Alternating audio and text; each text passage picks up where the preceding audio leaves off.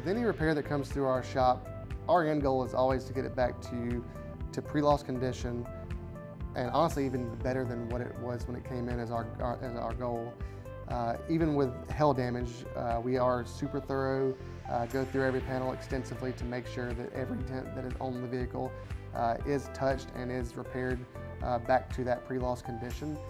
Sometimes it does require that certain panels be painted if there is cracked paint and whatnot, and at that point the paint processes and stuff involved, we would also quality control that to make sure that everything does look right when it comes back to you.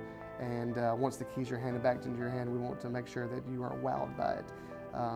We always do include a exterior detail, interior detail, basically to clean up the vehicle before it is handed back to you. And basically, before we do give you the keys back, we do quality control everything to make sure that there are no dents that are missed, there are no moldings that have damage on them still. Everything is back to you like it was before.